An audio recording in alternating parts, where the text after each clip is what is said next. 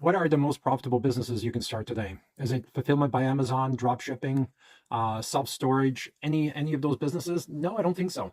Two of my favorite businesses are painting or bookkeeping. Why? Why those two? Well, 40 years of looking at financials in those industries and other industries and looking at financials for the past 40 years, it doesn't matter what the business owners say. It doesn't matter what people, it doesn't matter what the guy driving the Lamborghini does, because chances are he's overextended. Chances are the Lamborghini is leased, or the Mercedes, or the Phantom is leased, right? And besides, wealthy people don't drive flashy cars. They don't.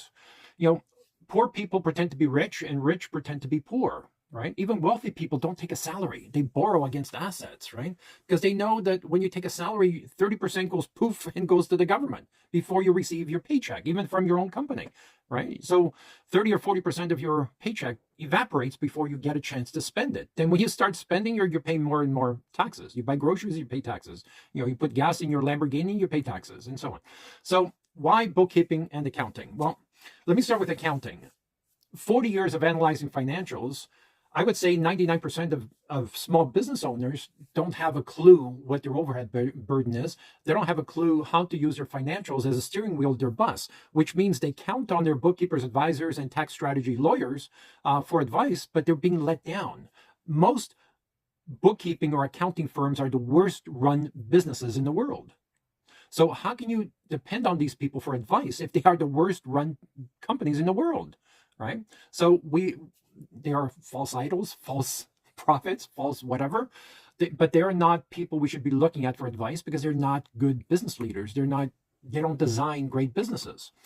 And that creates the need for a well-branded, well-differentiated bookkeeping accounting firm that can really show them how to look at their numbers or use their numbers to double and triple the size of their business, doing cash flow projections, and even doing job costing. Everybody talks about job costing, but who actually compares, the estimate to the daily job site numbers, right?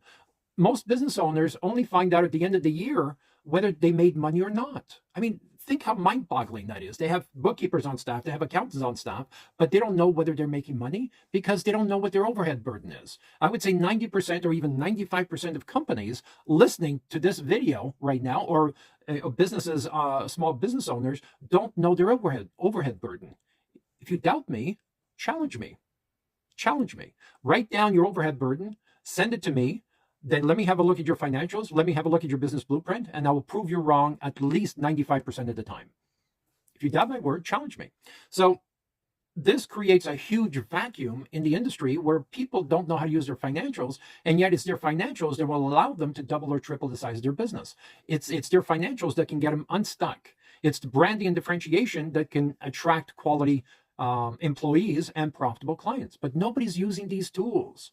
It's really sad. I mean, the construction industry is the most profitable industry consistently since 1920, yet you know how to use tools on the job site, but most people don't use business tools. They don't use leverage tools. They don't use tools that can actually elevate their business to the next level. They know how to use a mortgage. You use $100,000 to buy $1 million home. You know how to use that leverage tool. But what are the equivalent business tools that you should be using, right? How many of you today are using pay-per-click campaigns? Right? You're very happy about your cost per lead, your cost per click, and you're getting some return. And yet I can post a video on TikTok or 3 videos on TikTok and get over 6 million views. How much will you have to pay to have 6 million people look at your Google or Facebook ads? And yet I can do it for free? That's what I call a leverage tool. Why aren't we using leverage tools? Why aren't bookkeepers educating you on leverage tools? Here's another leverage tool. I can get a computer program, artificial intelligence, to call 300,000 of your future potential clients and have a conversation with them for 5 or 30 minutes, and they don't know that it's artificial intelligence. That's the next leverage tool, and that's a tool we're currently testing right now. Yes, we're still having some bugs, but we're having some success with that right now. Going back to painting. Again, painting, the reason why I love painting is because it's a very simple business. You don't have to educate your clients. You don't, very easy to train painters. I can train a painter to cut in half an hour, roll in half an hour. Then it just takes practice and efficiency. And if you're doing efficiency studies, now you can produce a lot of product. If you look at, Formula One pit crew team and you use those types of efficiency studies, you can produce a lot more on painting job sites, right?